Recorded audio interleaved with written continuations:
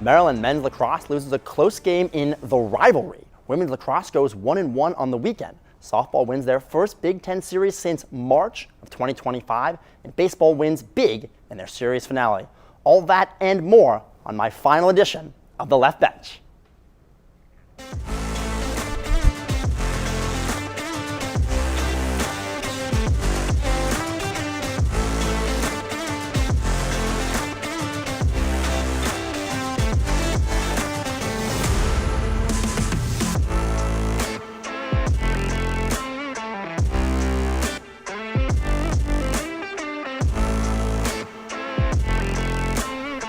Welcome back to The Left Bench, presented by Terrapin Sports Central. I'm Brendan Weissel, that is Daniel Stein, and Daniel, believe it or don't believe it, it is my final time behind the desk. It's hard to believe, my friend. We've been anchoring now for 2 years. Who's going to cry first, you or me?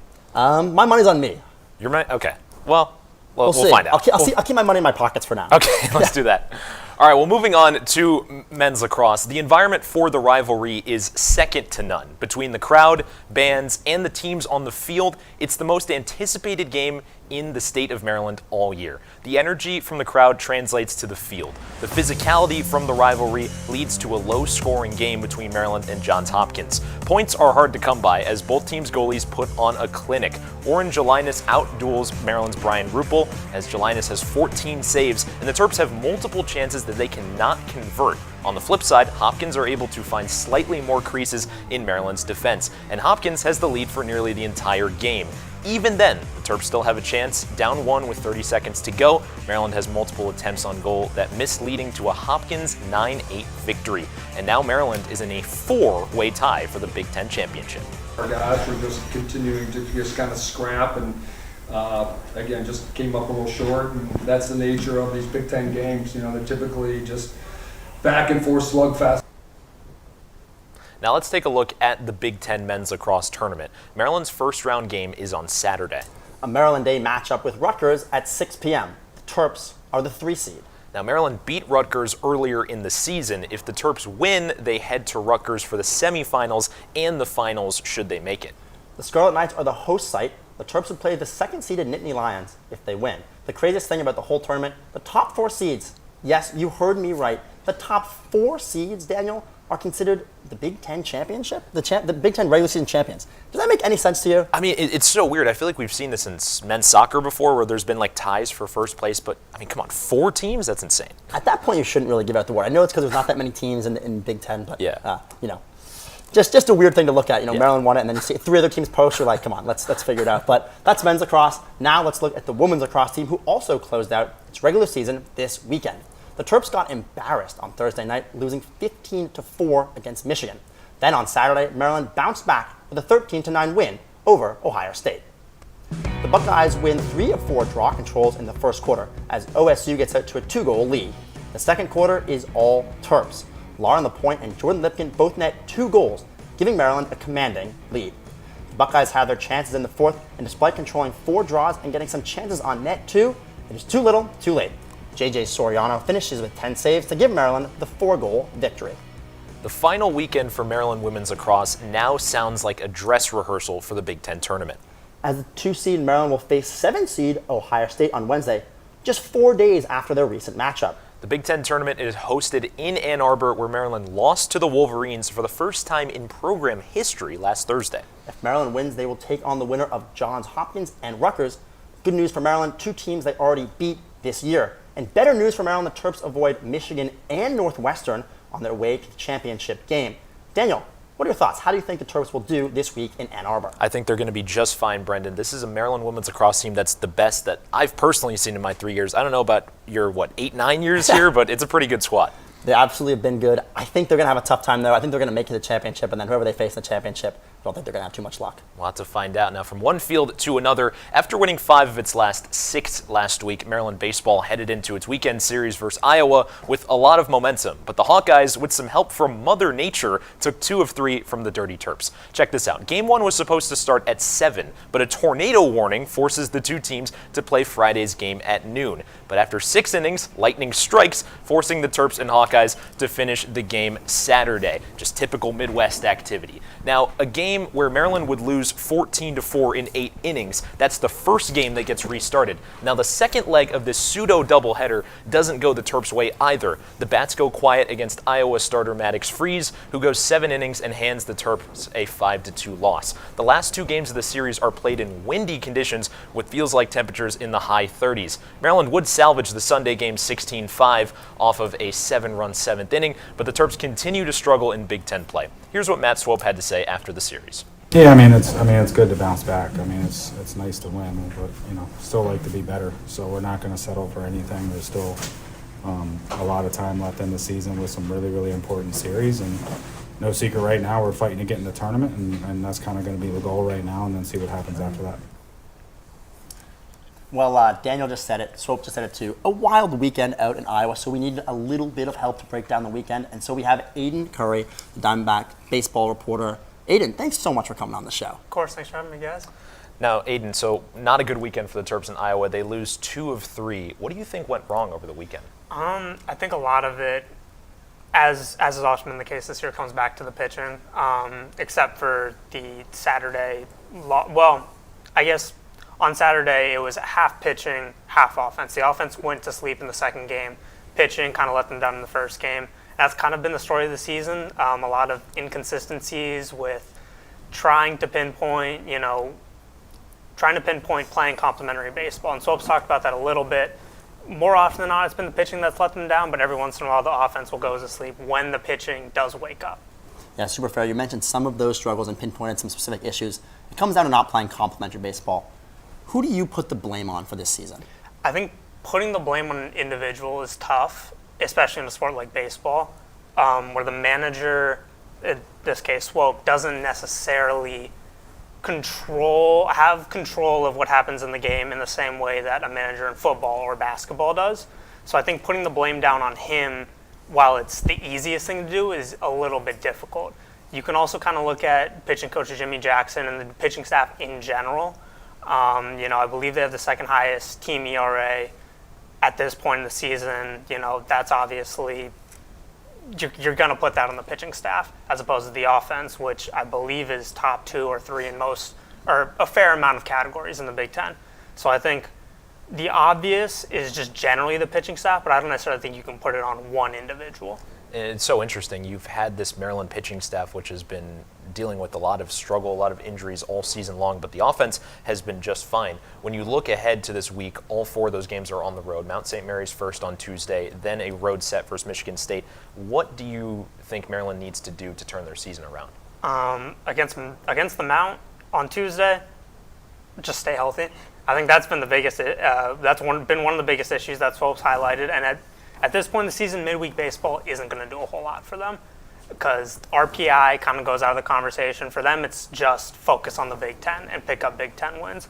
So I think tomorrow against the Mount, it's just stay healthy, as is the case with their 3 remaining midweek games. Against Michigan State, not to beat a dead horse, but it is the pitching. On the road, heading into Sunday's game, conference road games, I believe they had given up an average of 10.5 runs a game. You're not going to win if you're doing that. So if they can mediate those struggles at a place like Michigan State, I don't necessarily think it's a hitter-friendly ballpark, just given the dimensions. I know they're a little bit awkward there. But I think if they can mediate some of the offensive damage against the Spartans, they could have a successful weekend. And I think the good thing for Maryland is if you look at the Big Ten standing, it's been a weird year for some of the bottom teams. They have a chance to make the Big Ten postseason. But with all that in mind, given the expectations they came in with this season and given how they've played, what would you quantify as a successful end to their season? I think it's just that, making the Big Ten tournament. Even at this point, they're in a 4-way tie for last place, but they're only 2 games out or so. I know it's a little bit awkward because Michigan State's played 3 more games, but they're only 2 games out or so from that final tournament spot. They have 4 series left, so they have plenty of time. Traditionally, Maryland under Swope hasn't been great in April. They've been a little bit better in May, so that gives you some hope as well. And I think even coming into the season, the goal was just get over the hump or the hurdle of making the Big Ten tournament, which is something they haven't done under Swope the first 2 years. And right now, it doesn't look like the odds are great for them to do it this year, but they do still have a chance. Well, Aiden, I don't know if you've felt it, but the room is significantly colder now because we brought in the AC. Aiden, thanks so much for joining us today. Of course, thanks for having me, guys. Now, you can keep up with all of Aiden's coverage by following him on X at Aiden_Curry_ and going to dbknews.com. A lot of underscores there. Well, that's all we got on baseball, but believe it or don't believe it, the Terps had success on the other diamond this weekend. After the break, we tell you how Maryland softball won their first Big Ten series of the year. Don't go anywhere. Hate is loud. It gets clicks. It gets attention. Hate, however, is actually quite small. But love is the majority. Love fills our hearts, our lives, our every day.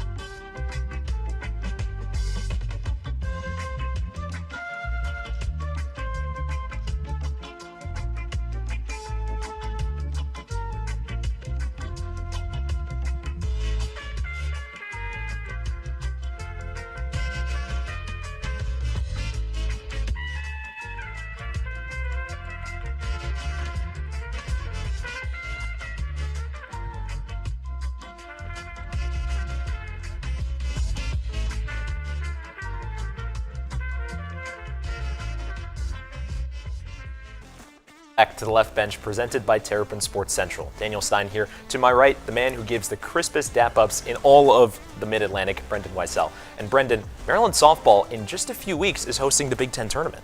No, you're right, Daniel. If you're a fan of Big Ten softball, College Park is the place to be. If you're a fan of Maryland softball, maybe not.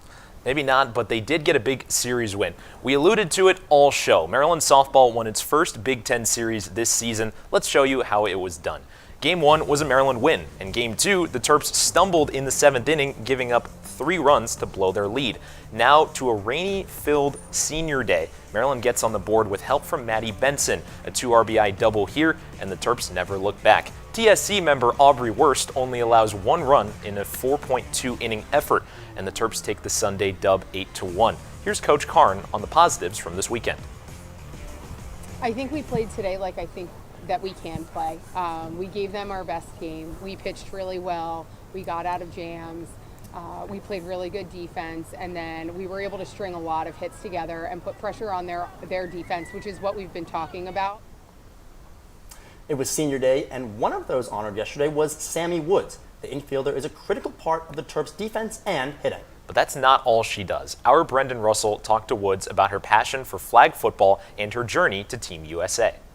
I had no idea that USA football was even a thing. Like, I didn't know that I could go be on a Team USA for flag for women's. So once I realized that that was something that I could work towards. And I just kept on playing in the summer and kept getting recognized. And yeah, I got invited to the trials my sophomore year, but actually, I don't know if that's public knowledge, but I got invited, but I chose to not go because the coaches were new and we were playing Oregon, and I would have to miss that series. So that was a tough sacrifice, but I decided to make it back then. And then senior year now, I got invited. So I talked to Coach Lauren, and she was so understanding. I'm so grateful for how understanding she was for letting me miss a series to go kind of follow that path. My sophomore year, I didn't even tell them that I got invited because I knew that I had made a commitment to softball, and I really didn't want to give them the wrong impression that I wasn't committed. But then this year, like even in the fall, they've been so gracious as to let me miss like a fall game for like a personal thing. And she's just like, knowing her over the years, she's one of the most understanding coaches I've ever played for. So I knew that I was scared going into it, telling her I was going to miss a series, but we talked about it and she was very understanding. So it worked out.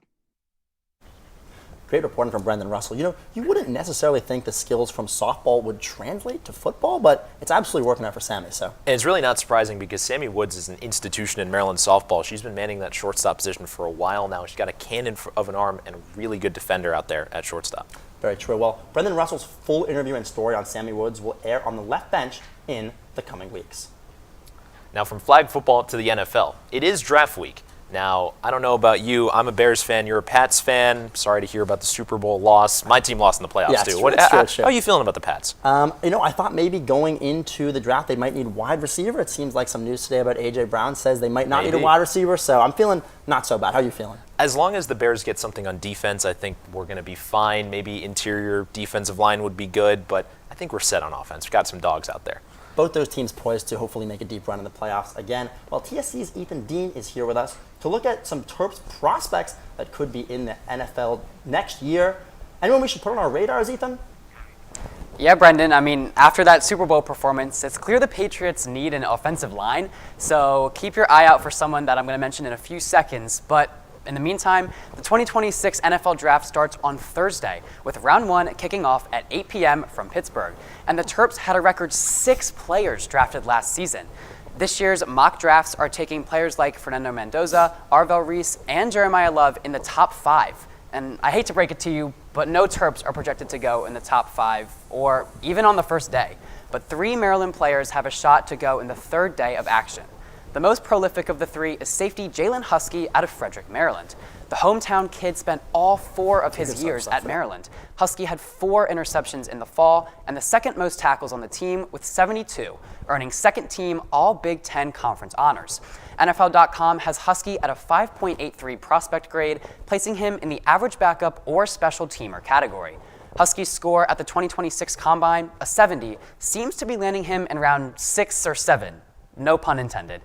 ESPN does not have Husky ranked at all, but multiple teams are looking for a safety in round 6 and 7, including the Commanders, Panthers, and the Vikings. Maryland also has offensive tackle Alan Haran from Jamaica to offer. He started all 12 games of the 2025 season at right tackle. Haran's stats are not as impressive as Husky's, but he's still projected as a late 7th round pick. His prospect grade sits at 5.69, placing him in the bottom of roster or practice squad category, but his 69 combine score ranks him 16th for offensive tackles. NFL.com gives Haran credit for his NFL-like size, but feel his 2 years of FBS experience have not been enough to establish fundamentals. ESPN has him ranked at the 26th best offensive tackle, and I guess we'll just have to wait and see. Now, wide receiver Jaleel Farouk has also shown some promise in the Combine, but NFL.com does not list him as a high enough prospect in time for Thursday. Farouk had 58 receptions for 545 yards last season, numbers that rank him around 50th in wide receiver prospects. ESPN does not list Farouk in the top 67 wide receivers. Now, last year's draft saw 6 Terps enter the league, as I mentioned earlier, the most since 1986, and that included wide receiver Ty Felton going in the 3rd round to the Vikings.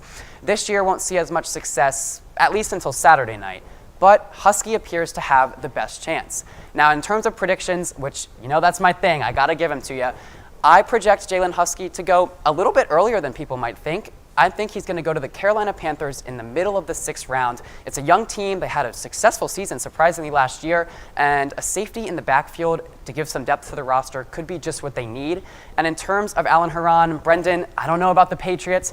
Personally, I would not be surprised if the Baltimore Ravens use one of their 2 late 7th round picks to give it to the hometown kid. Now, back to you in Studio A. Thanks so much, Ethan. And it's going to be really interesting to see where these Terps go. I think a guy like Husky could go day 3, probably not 5th round, but maybe 6th or 7th round.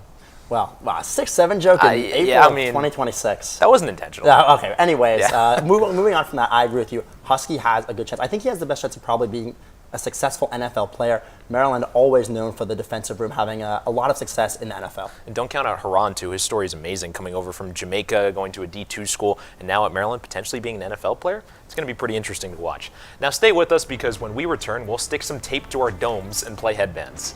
Plus, we'll reveal our Terp of the Week and top 5 plays. Trust me, you won't want to miss it.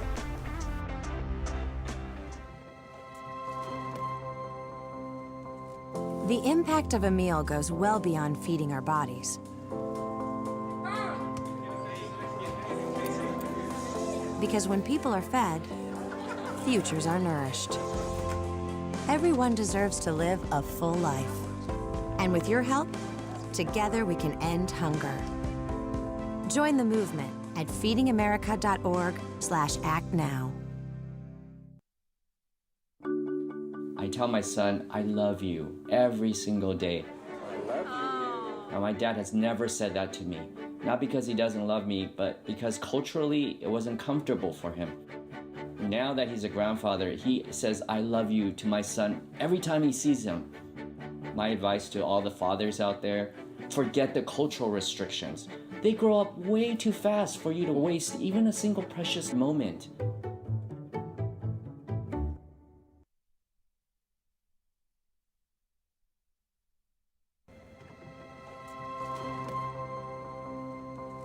The impact of a meal goes well beyond feeding our bodies. Because when people are fed, futures are nourished. Everyone deserves to live a full life. And with your help, together we can end hunger. Join the movement at feedingamerica.org/actnow. Welcome back to Left Bench, presented by Terrapin Sports Central. I'm Brendan Weissel, here with Daniel Stein. And Daniel, let's be honest. We've been anchoring for 2 years. We have been god-awful at games we try to play on this show. My last show, maybe we'll have a little more luck. Maybe we'll have some luck since it's your last show. I hope so, but yeah, you're right. We've been terrible at these games. It's just, honestly, like, you should tune away for the next 5 minutes, come back for top five. Yeah. All right, well, the game we're going to play today is headbands. Real simple. You probably played it at your friend's house. We have 4 names our producers wrote on index cards, and we have to guess who they are. We have 1 minute to do so let's go. Let's lock in. All right, Drew, come on up. Drew is very excited. Do I need to close my eyes or something like that? Yeah, can you guys please close your eyes, actually? Okay. Putting my hair up like this is a bit of a humiliation ritual, but I'll do it. No. If it comes in front of the, Close your that's going to eyes. stay in front Turn of me. I'll around. just hold my hair Turn up. around. Turn around. This way? Okay. I'm really concerned at the way Aiden Curry is looking at this card. Okay. Go ahead. Okay. Okay, do you want to go first? I mean, this is a nightmare, but you can describe to me first. Okay, so we're thinking an indoor sport here. Okay. This is a guy who has not actually played a game yet for Maryland, but an indoor sport. Indoor sport. Basketball? Yes. Basketball. Men's, so it's a men or men or women? Men. A guy who hasn't played a sport yet, or hasn't played yet for Maryland. Who returned? It's got to be, who returns? I mean, there's 6 guys in the transfer portal. The 2 walk-ons are or I guess Nick Blake's gone, Josh Harper's gone. It's got to be, it's got to be Rakeem Passmore, right? Well, think about it though. He hasn't played a game yet, so it has to be. Is it not Rakeem Passmore? What about a guy who hasn't maybe stepped in the Xfinity Center yet? Is it Baba? No. Is it some? Try a little older. A little older. It was big news over the weekend. It was big news over the weekend. Someone who transferred to Maryland. Yeah. God, that assumes that I know who transferred. I know there's a guy from Arkansas who's transferring. Is it him? Is DJ Wagner, I think is his name? Yes, you got it. DJ Wagner. All right. Nice I job. really thought it was going to be a little Rakeem Passmore joke because he, was in the transfer portal. He wasn't in the transfer portal. He said, "I'm not transferring." He said, I have no idea what happened with there. I'm taking this one off my head. Yes. Okay. Can now see your forehead again. Hallelujah. Extremely unfortunately, I have no idea who this is. I have a guess that it is also someone similar who entered the transfer portal for basketball, but I really honestly don't know. Somebody who entered the portal? Or someone it's possibly someone who's joining Maryland men's basketball, but I could be so wrong. Oh boy. I am extremely stumped on who this is. Does his name start with like an A? His name does not start with an A. I'm trying to think of how else I can get you to this name. Okay. Wow. This is brutal. I really have nothing for you. Nothing for me. Nothing. Okay. Maybe bring my other one up, and I'll keep thinking if I know who this is. And then, is that legal? Should we come back to my first one? Yeah. We'll look over at our producer. Okay. I'm being told it's someone from softball. Okay. That doesn't really narrow it down. I'm going to give you the hint of their initials. It's BM. BM. Okay. But BM. My last show, I knew they were going to do that. I said, don't do this, and they gave me someone I have not heard of, unfortunately. I'm like going down the list. Okay, it's not. None of the players start with B. That's what I'm being It's told. not Woods. It's not Penta. It's not Solars. I mean, my guess is just going to be Bree Godfrey. Jake Ballard knows what I'm talking about. All right, we'll move on to the next here. End this humiliation ritual of us trying to guess someone. Should I take it off? Yeah, it's Bailey Murphy. Oh, Bailey Murphy. I'm sorry if you're watching this. I really hope you're not, because I blundered there completely. Well, okay, so we're one for two so far? Yeah, 1 for 2, but that was not our best effort. All right. Drew, bring on the next one. So this one, to be quite fair, I was told to say this by our executive producer, Eddie Calkins, this is alumni of Maryland. Maryland alumni. Could be Maryland alumni. Could be the Alumni. university, could So be... please close your eyes. Okay, they no So longer let's attend. My eyes are closed, my hair is way farther back than it should ever be. All right, Okay. good luck. All right. All right. This is awesome. I can you can describe mine first, actually, because I went first. Okay, we're staying on the court. Okay. This is a legend right here. Staying on... Is it a someone who played sports or someone who was a journalist? This is somebody who played sports. Okay. That's all I got? Well, okay. I mean, so legend on an indoor sport for Maryland. Okay. Who do you? That really has to narrow it down to basketball now. Yeah. Is it Len Bias? It is Len Bias. You're 2 for 2, dude. Oh my God. This is very funny. Whoever set this up is hilarious. I mean, what else can you say? Incredible basketball player. Unfortunate, he never got to play in the NBA, but... Incredible basketball player, immortalized in Maryland history, specifically through Gold Rush and the Maudie Moss song, but which is my also favorite the song fact that ever. he's probably Maryland's best basketball player Len ever. Bias. Whoever was the person who wrote this is hilarious, and I have a lot of respect for that. And if you want, you can actually still probably go buy his jersey. So, okay, I'll start for you. It's someone who, alumni of Maryland, obviously, as we said, was a journalist here, graduated as a TSC alumni, who was an executive producer, I believe, last year. I don't know if that was a technical name. One of the producers last year. Maybe he's watching. Maybe he tuned in. If he saw my Instagram story. One of the producers last year? Yes. He just graduated. Oh, boy. Okay, so it could be... Well, there were 3 head honchos last year. I'll guess the man who covers more snow than anyone else. Is it our pods? It is not Ricky Podgorski. It is not the man who was at the Boston Marathon a couple days ago. Okay. So that leaves... You've kind of narrowed it down to 2 people, though. I'll let you guess. Okay, so that means... All right, there's 2 more. Could it be... Is it Mr. Baseball himself, Nate Schwartz? It is not. No? Is it Alex Gary? He's working for NASCAR now, and he's a big fan of the Philly sports teams, I believe. Is it Alex? It is Alex Gary. Alex yes, Gary. Shout out Alex, man. Wow. Hope he's doing well. What a Charlotte. lineup of 4 people we had. To Bailey Murphy, DJ Wagner, Len Bias, Alex Gary. I can guarantee you I'm the only person in the history of the world to say those 4 names back to back. That's insane. I mean... Who would have thought those 4 people? Who would have thought? I think this was symbolic of how we've done in games all year long. Yes, I agree. Well done. Well done. Well, I'm so glad to say I never have to do any of that ever again because we were just bad at it. My ball knowledge is not that deep, but I am competent at, semi-competent at giving out some awards. So let's do that. And let's start with our Terp of the week. This goes to Maryland softball's Maddie Benson for helping lift the Terps to their first Big Ten Series win of the year. Benson's bat was on fire this weekend at the Maryland softball stadium. The sophomore third baseman reached base on 6 of her 10 at-bats this weekend. She finished the weekend with 5 RBIs, including a home run in Saturday's loss.